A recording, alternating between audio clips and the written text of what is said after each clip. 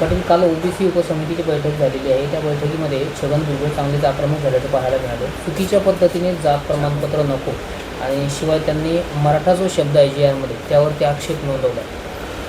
नाही, त्याचं कामच आहे ते म्हणजे सरकारला, फडणवीस साहेबांना किती अडचणीत आणता येईल हे भुजबळ काम करतो.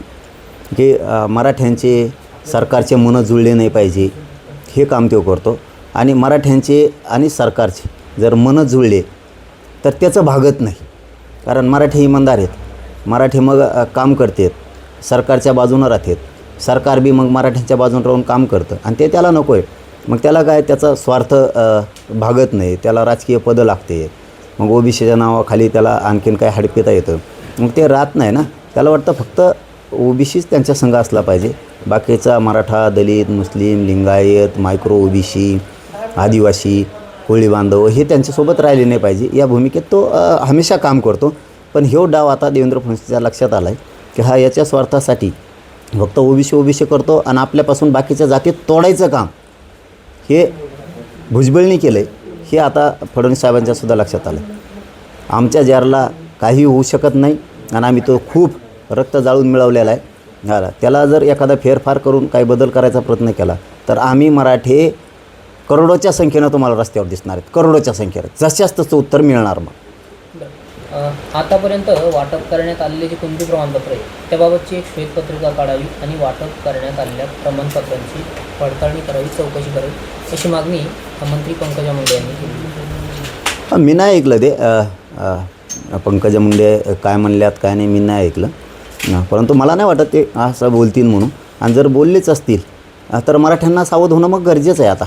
की बघा मराठ्यांनो, ज्या माणसांसाठी तुम्ही धरपडे मारता, ज्याचं राजकीय करिअर मोठं होण्यासाठी तुम्ही प्रयत्न करता, तुम्ही मराठा जातीच्या मराठी असूनसुद्धा विरोधात जाता, त्यांच्यासाठी तेच माणसं जर आपल्या लेकराबाळांचे कुणबी प्रमाणपत्र निघालेत आणि त्याच प्रमाणपत्रावर आणि त्याच मराठ्यांच्या गोरगरिबाच्या लेकराच्या मुळावर घाव घालायचं जर ते काम करत असतील तर हे अवघड आहे. मला आणखीनही नाही विश्वास बसत की ते मराठ्यांविषयी बोलले असतील. कारण कालपासून आज पण आम्ही सारखे कार्यक्रम असल्यामुळं आम्हाला नाही बघायला मिळालं.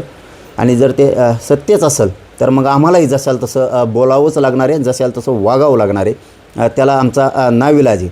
पण बरं झालं, याच्यातून किमान मराठ्यांचे तरी डोळे उघडतील की आपण ज्यांना मोठं करतो तेच आपले लेकरबाळं मोठे होताना त्यांच्या मानेवरती घाव घालतात. म्हणून ही सुद्धा मराठा समाज शुद्धीवर येणं खूप गरजेचं आहे. आणि मराठ्यांनी आता रोख ओळखावा आणि जातच वाचवावी, जातीचे नेते पण वाचवावेत.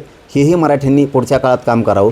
शेवटी मराठ्यांची बाजू आली, मराठ्यांचा समाज मोठा व्हायला लागला तर हे लोक त्यांची जात दाखवतात आणि आपल्या मतावर निवडून येऊन आपल्या मताचा वापर करून घेऊन आपल्याच विरोधात विष कालवण्याचं काम करतात. म्हणून मराठवाड्यातल्या मराठ्यांनी आणि सगळ्या मराठ्यांच्या नेत्यांनी, बीड जिल्ह्यातल्याही सगळ्या मराठ्यांच्या नेत्यांनी विचार करणं गरजेचं आहे. तुमच्यासाठी जात महत्त्वाची आहे. आता जात आणि जातीचे लेकरं आणि तो GR जिवंत ठेवणं आपली जबाबदारी आहे. सगळ्यांनी एकजुटीनं एका बाजूनं राहून हे मिळवणं गरजेचं आहे. ते जर आपल्याला बोगस आरक्षण म्हणणार असले खरं असून तर बोगस खाणाऱ्यांकडून जे बोगस आरक्षण खातात, 16% खातात आणि वरचं 2% 50%च्या वरसुद्धा हे बोगस आरक्षण खातात, याचाही विचार मग आपल्याला करावा लागणार आहे. आपल्याविषयी आपल्या हक्काच्या नोंदी, सरकारी दस्तावेज असून जर ही त्यांची भावना असली तर मात्र आता विचार करायची वेळ आली. ते सुद्धा बोगस आरक्षण खातात, त्याच्या विरोधातसुद्धा आता आपल्याला आवाज उठावा लागणार आहे. 1994ला 16% आरक्षण आपलं घेतलं, त्याच्यानंतर 50%च्या वरसुद्धा 2% घेतलं. ह्या नंतर घातलेल्या सगळ्या बोगस जाती ह्या मराठ्यांना बाहेर काढावं लागणार आहे. ज्या टोकाची लढाई लढायची वेळ येईल ती लढायची, पण यांनासुद्धा आता बाहेर काढावं लागणार आहे. कारण हे सुद्धा बोगस आरक्षण खातात. बघूयात, मी ते बघितल्याच्यानंतर आणखीन पुन्हा बाईट देईल. मला तर विश्वास बसत नाही की ते मराठ्यांच्या विरोधात ओरिजिनल प्रमाणपत्र असूनसुद्धा त्या म्हणल्या असत्यान की हे बोगस प्रमाणपत्र आहे, त्याची श्वेतपत्रिका काढा किंवा अमुक हे तमुक हे म्हणल्या नसतील असं मला वाटतं आहे. आणि त्या भूमिकेत ते येणारही नाहीत.